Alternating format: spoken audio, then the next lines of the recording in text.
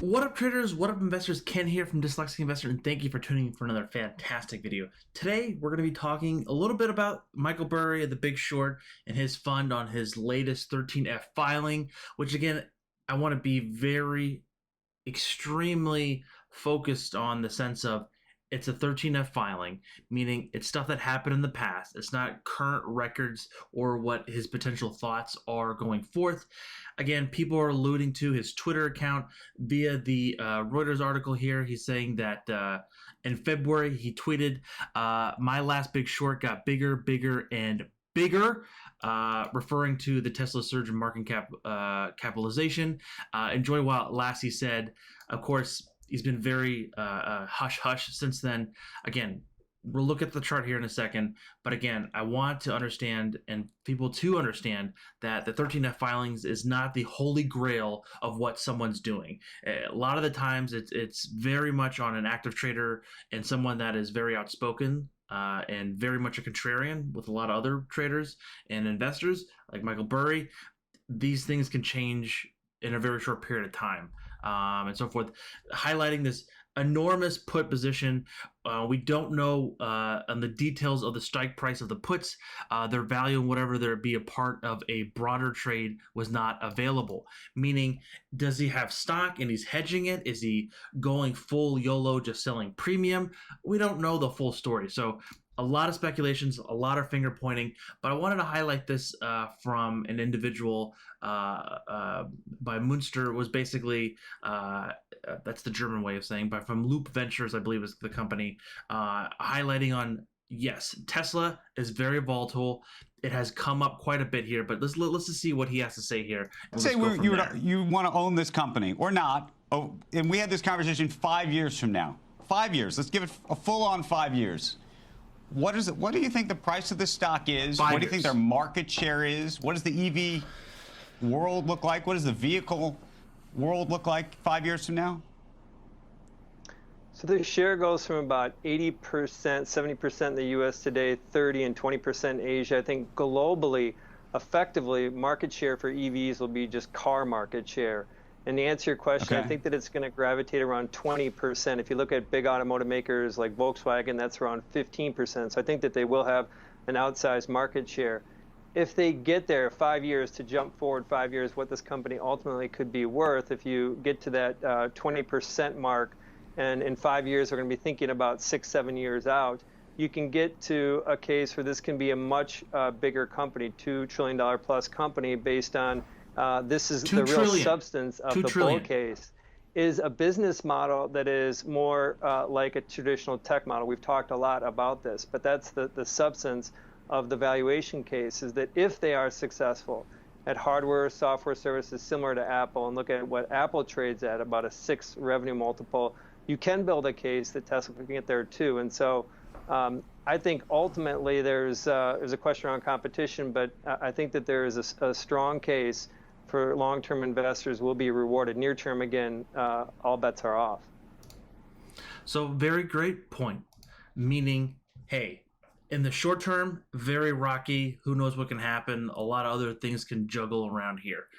In the longer term, like the Loop Venture individual said, we're looking for 20% potentially of the market.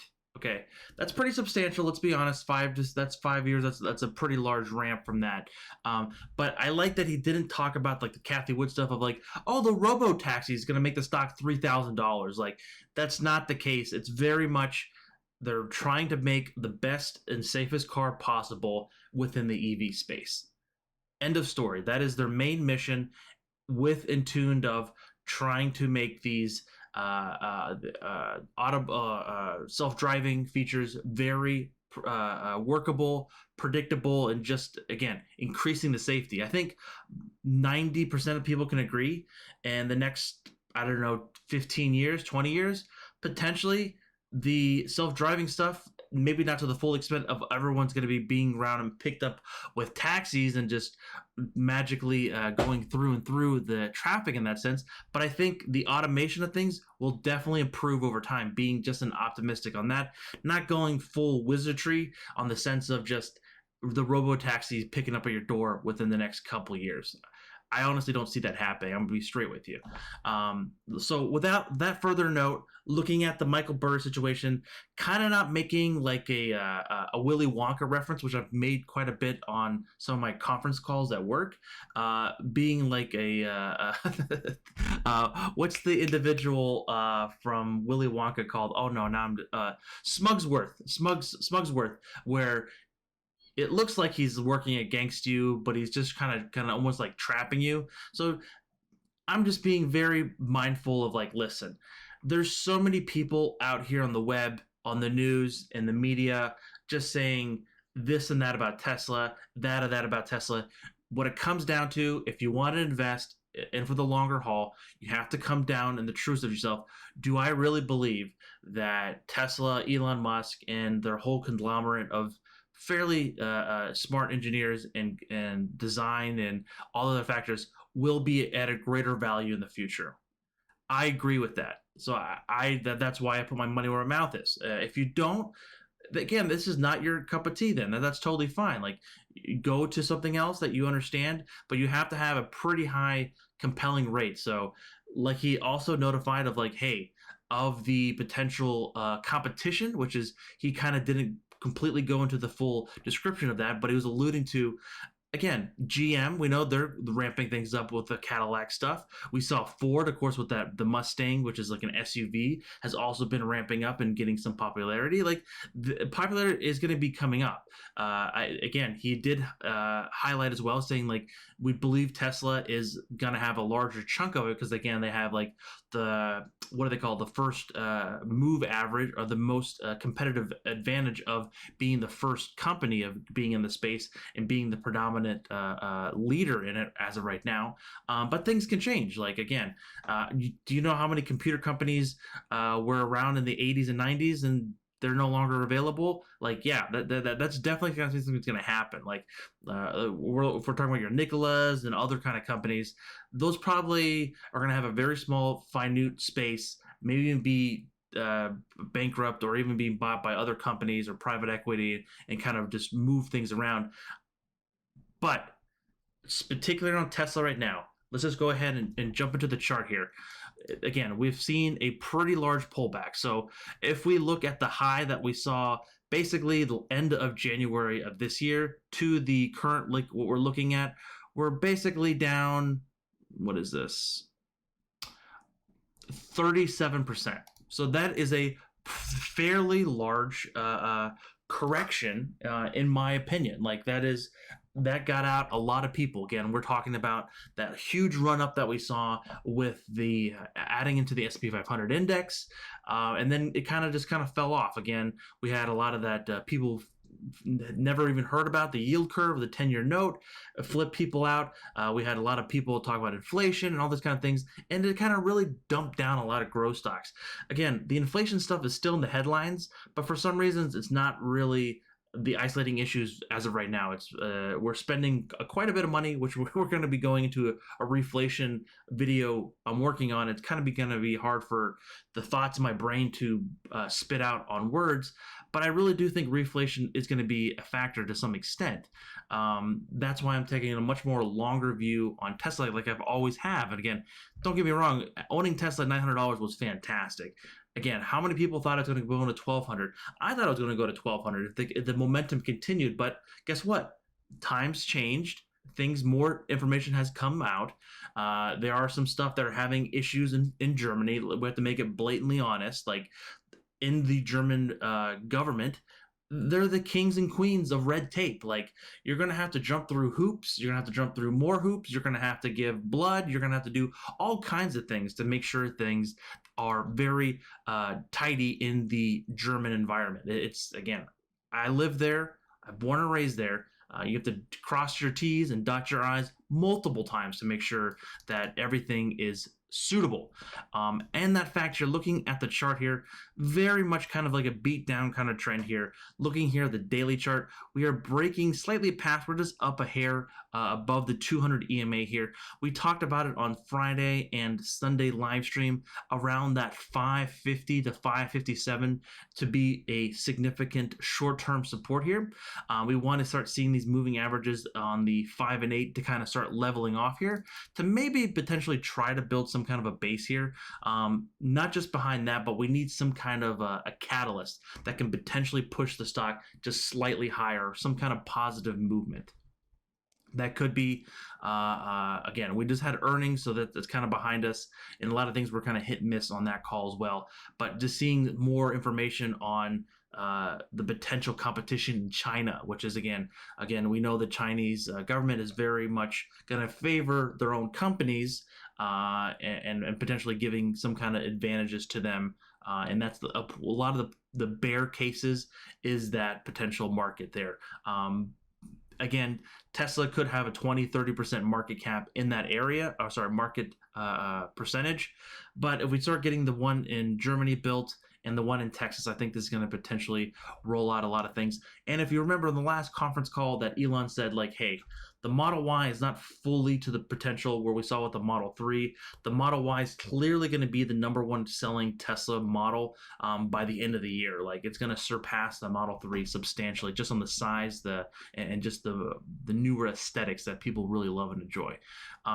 And again, going to the chart here, if we do see some more negative pressure coming in from bad news on Tesla or just the overall market kind of giving down here a little bit, we can easily see that 550 break. We talked about that $500 level be potentially that next significant level of support. I think if we do hit $500, a lot of people are going to be going screaming. A lot of people are going to be very scared if that happens, which is, it can happen, right? You have to understand, the market gods do not give a rat's beep about your stocks. Like, this can easily go back to $500. It can. Like, just be aware of that. That is a possibility. Like, we can tell you the possibility right now here. If we go into basically to the end of the year, what is the possibility of, let's say, let me go here, and then we're going to go to the delta, sorry. The possibility of it hitting $500 by the end of the year, we can just go to the put options here, and we can say it's about a 0.28% chance. 28% chance.